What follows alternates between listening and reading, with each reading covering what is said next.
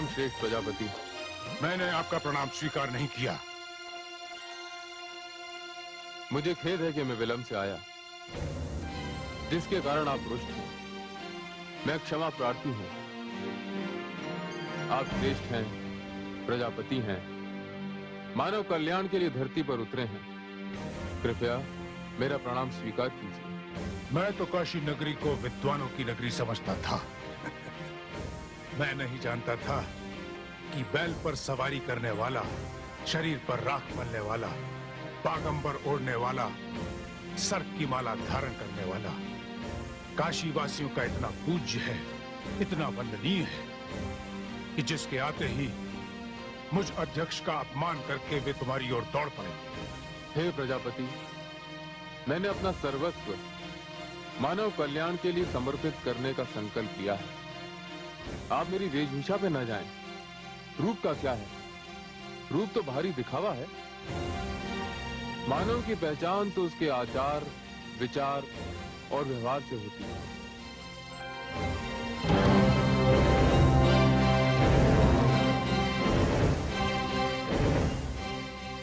तो तुम मुझे आचार विचार का पाठ पढ़ाने आए हो। मैं देख रहा हूं, जैसी तुम्हारी वेशभूषा है, जैसा तुम्हारा रूप, वैसा ही तुम्हारा व्यवहार भी है। तुम्हें इस सामान्य शिष्टाचार का भी ज्ञान नहीं कि अध्यक्ष द्वारा स्थान ग्रहण कर लेने के पश्चात सभा में आना सभा की कार्यवाही में विघ्न डालने के समान। मेरी धृष्टता को क्षमा करें श्रेष्ठ प्रजापति। भगवान शिव तो इस नगरी का अधिष्ठाता हैं, वे इस नगरी के स्वामी हैं। तभी तो कहते हैं कि काशी शंकर भगवान के त्रिशूल पर बसी हुई है। मैं तो क्षेत्र में नाम मात्र का प्रजापति हूँ। ये नगरी तो भगवान विश्वनाथ की नगरी है। भूलिए मत प्रजापति त्रिभुवन। श्रेष्ठ प्रजापति दक्ष का शुभ आगमन यहाँ आपके निमंत्रण पर हुआ है। बंद करो अपनी ये चिकनी चुपड़ी बातें। प्रजापति त्रिभुवन, यदि आपकी नगरी में ऐसा कोई सम्मानित व्यक्ति था तो मुझे यहां बुलाने की क्या आवश्यकता थी? मुझे तो ऐसा प्रतीत होता है कि मेरे विरुद्ध कोई षड्यंत्र रचा गया है और मुझे यहां अपमानित करने के लिए ही बुलाया गया है। आमंत्रित करने वालों का उद्देश्य मुझे नीचा दिखाना ही था। नहीं प्रजापति, आप ऐसा न सोचें। विद्वानों के लिए नगरी पलकें बिछाती है। श्रेष्ठ जनों का जो मान सम्मान यहाँ हुआ है, वे उसे कभी नहीं भूलते। मैं भी नहीं भूल पाऊंगा यहाँ का अपमान। जैसे तुम, वैसी तुम्हारी ये नगरी और वैसे ही इस नगरी के लोग। पिताश्री, ये लोग अपनी भूल के लिए आपसे क्षमा मांग रहे हैं। नहीं पुत्री, मैं इन्हें क्षमा नहीं करूंगा। ये कोई श्रेष्ठ लोग नहीं है, मुझसे छोटे हैं, रूप और गुण में बहुत ही छोटे। चलो पुत्री। नहीं, ऐसा अनर्थ मत कीजिए प्रजापति। अभी अभी आपने स्वयं की श्रेष्ठता स्वीकार की है। श्रेष्ठ लोग तो छोटों को क्षमा करते ही रहते हैं। मैं तुम जैसे अशिष्ट असभ्य छोटे लोगों के साथ वार्तालाप करके अपनी वाणी को अपवित्र नहीं करना चाहता। बस प्रजापति बस, अब आप एक शब्द भी ना बोलें। आप शिव की नगरी में आकर शिव का अपमान कर रहे हैं। हमने आपको अतिथि समझकर आपको सहन किया, क्षमा किया। अब आप स्वयं सोचें और विचार करें कि आचार विचार और व्यवहार में कौन छोटा है और कौन बड़ा। प्रलाप बंद करो त्रिभुवन। मैं अभी इसी क्षण इस सभा को त्याग करके जा रहा हूं। चलो पुत्री।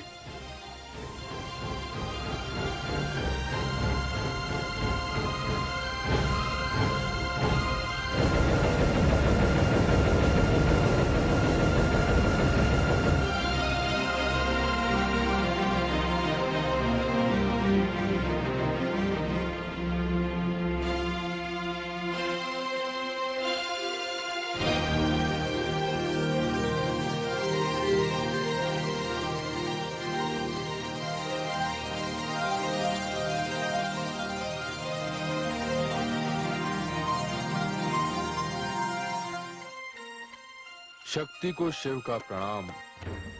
पिताश्री के व्यवहार के लिए मैं आपसे क्षमा मांगती हूँ। चलो पुत्री।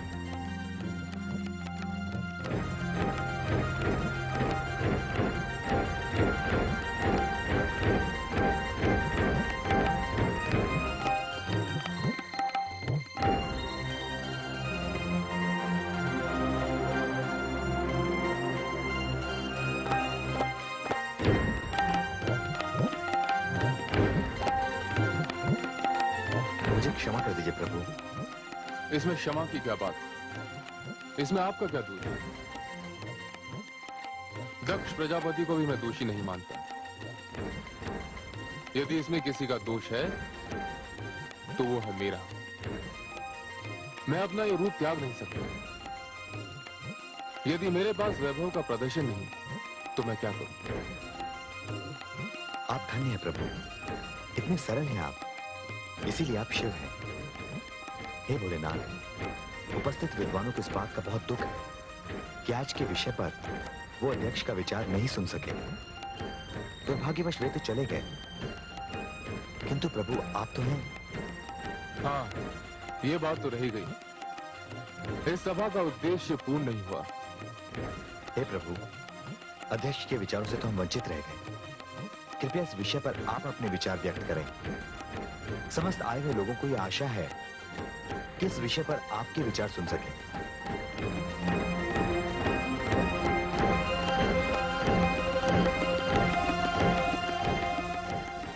अपना स्थान ग्रहण करें।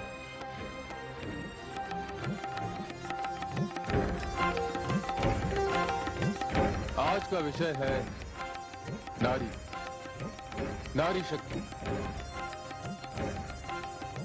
संसार की सबसे बड़ी पीड़ा प्रसव पीड़ा, जिसे नारी हंसते हंसते झेलती है। इसीलिए तो वो माता कहलाती है। ब्रह्मा की भांति अपनी संतान का सृजन करती है, विष्णु की भांति अपनी संतान का लालन पालन करती है, अपनी संतान के शत्रुओं के लिए महेश बनकर उनका संहार भी करती है। इसीलिए तो वो शक्ति कहलाती है। धरती के बिना आकाश सूना है, लहरों के बिना सागर सूना है, और नारी के बिना सब कुछ सूना है। नारी ब्रह्मा की शक्ति है। सच पूछे तो मैं स्वयं शिव, शक्ति के बिना शिव नहीं, केवल शव। अभिनंदन। बोलो भगवान शिव की, बोलो भगवान शिव की। मेरे साथ बोलो, शक्ति की, नारी की, नारी शक्ति की। हे आदिशक्ति, मुझे प्रजापति दक्ष के व्यवहार से बड़ा दुख पहुंचा है। आपने प्रकृति और पुरुष की जो व्याख्या की है, उस पर तो प्रजापति दक्ष खरे नहीं उतरे। उनमें जितनी मात्रा ज्ञान की है, उतनी ही मात्रा क्रोध की है, और ये क्रोध अहंकार का परिणाम है।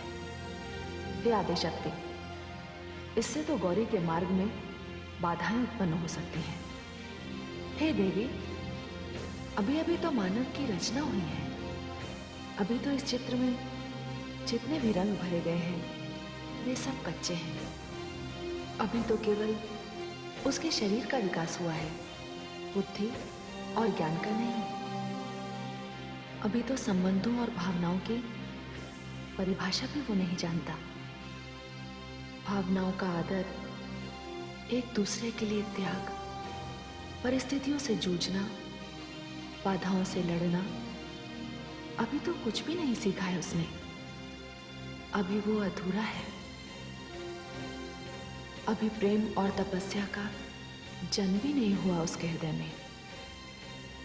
अभी तो इस स्वर्ण को अग्नि में तपकर कुंदन होना है। किंतु ये सब होगा कैसे आदिशक्ति?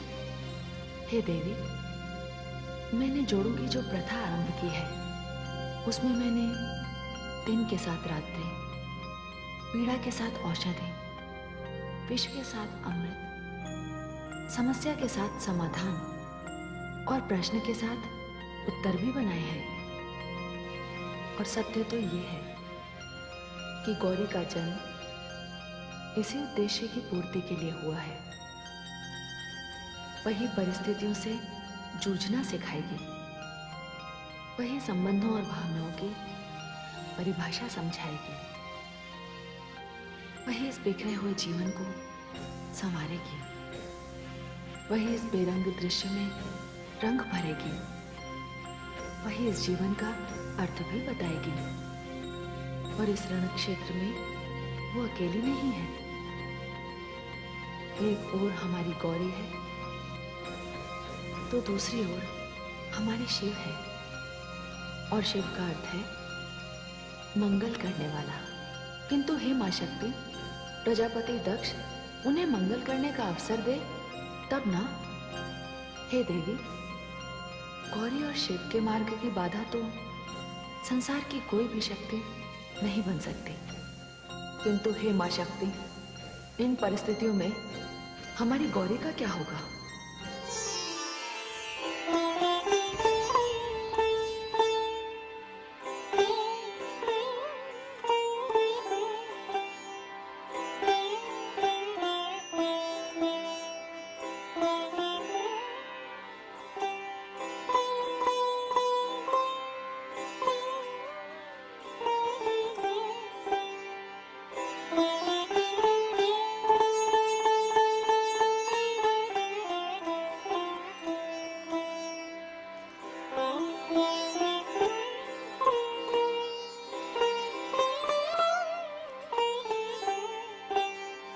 प्रणाम श्रेष्ठ प्रजापति।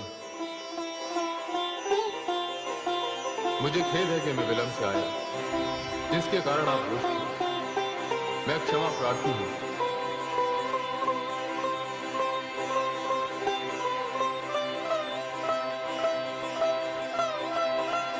आप श्रेष्ठ हैं, प्रजापति हैं, मानव कल्याण के लिए धरती पर उतरे हैं। कृपया मेरा प्रणाम स्वीकार कीजिए।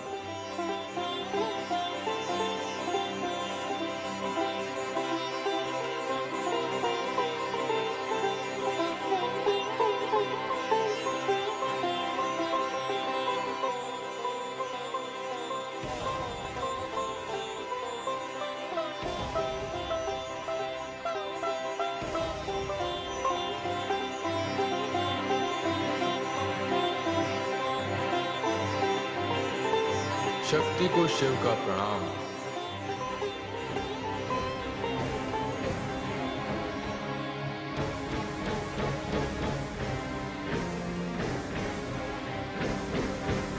अरे आ गए, आ गए, आ गए।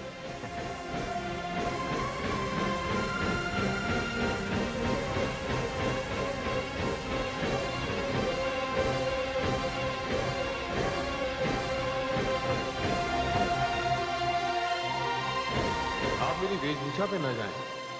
रूप का क्या है? रूप तो भारी दिखावा है। मानव की पहचान तो उसके आचार, विचार और व्यवहार से होती है।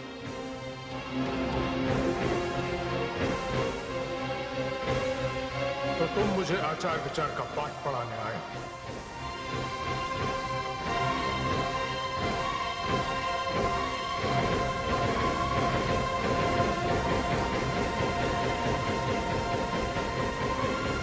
बस प्रजापति बस, अब आप एक शब्द ना बोले।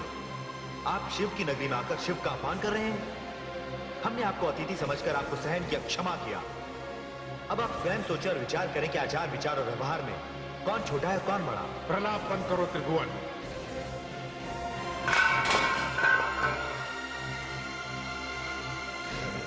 ये कैसी ध्वनि?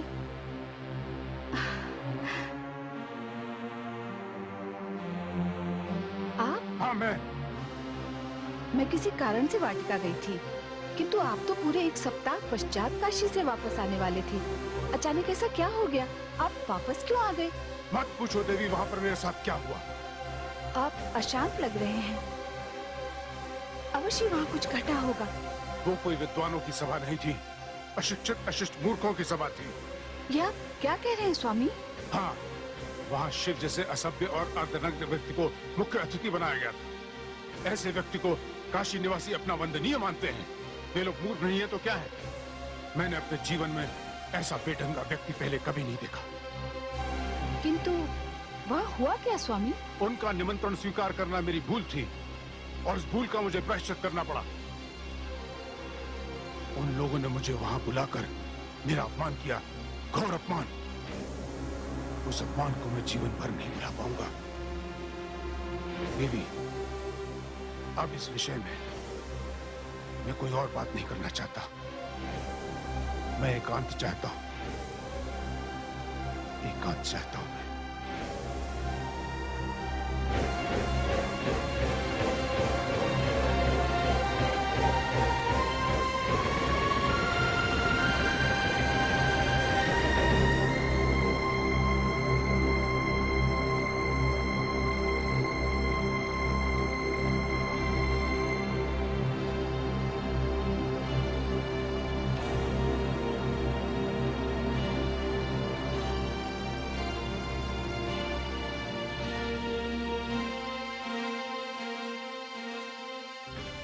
गौरी, क्या बात है? कुछ सोच रही थी? नहीं, नहीं माताश्री। तुम्हारे पिताश्री बहुत अशांत हैं। क्या उनका अपमान हुआ वहाँ? अपमान? नहीं माताश्री, वहां तो उनका भव्य स्वागत हुआ। उन लोगों ने हमारे सम्मान में तो कोई कमी नहीं रखी। तो फिर सभा से वापस आने का कारण? माताश्री, सभा के विशेष अतिथि भगवान शिव थे। वे सभा में अध्यक्ष के आसन ग्रहण करने के पश्चात आए। ये बात पिताश्री को बहुत बुरी लगी। इसमें भूल भगवान शिव की थी। तब तो फिर तुम्हारे पिताश्री का क्रोधित होना अनुचित नहीं है। पर माताश्री, भगवान शिव ने विलंब से आने के लिए पिताश्री से क्षमा मांगी, पर पिताश्री ने उन्हें क्षमा नहीं किया। यहाँ तक कि उन्होंने भगवान शिव का प्रणाम भी स्वीकार नहीं किया। क्या? हाँ माताश्री, भगवान शिव ने अपने विशाल हृदय का परिचय दिया, किंतु पिताश्री ने अपने हृदय की विशालता का परिचय नहीं दिया। उन्होंने तो बारंबार भगवान शिव का अपमान किया।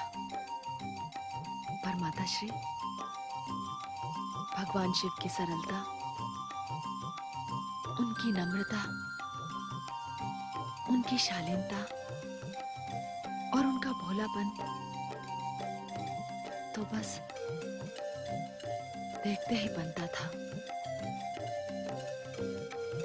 इतना अपमान सहने पर भी उनके माथे पर बल नहीं पड़ा। उनके अधरों की मुस्कान नहीं गई। उनका वो मन भावन रूप देखकर तो मैं मंत्रमुग्ध हो गई। मैं उनके समक्ष नतमस्तक हो गई माताश्री। अच्छा? हाँ माताश्री, सचमुच सचमुच ऐसा ही हुआ। भगवान शिव के व्यक्तित्व को देखकर मैंने जाना कि शिवम में सत्यम और सुंदरम का मेल कैसा होता है।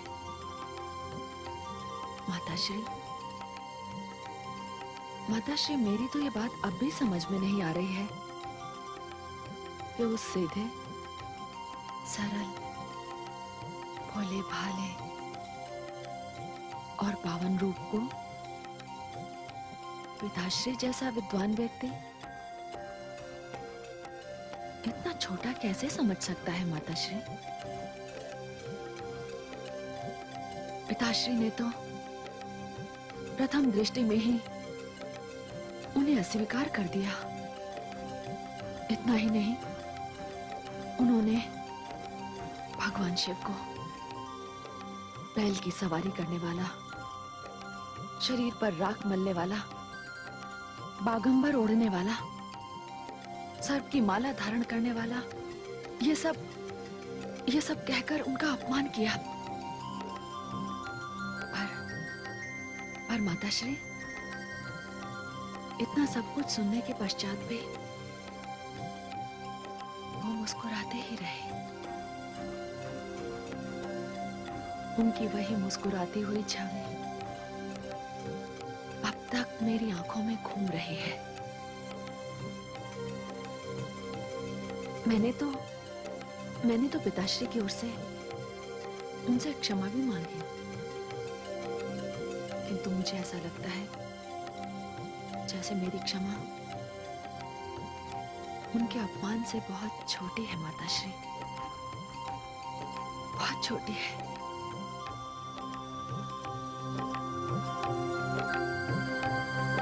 हे विधाता, ये तूने क्या कर दिया? वो काशी से जिसके लिए अपने हृदय में इतनी घृणा लेकर आए हैं, उसके लिए पुत्री के मन में इतना प्रेम उमड़ आया है।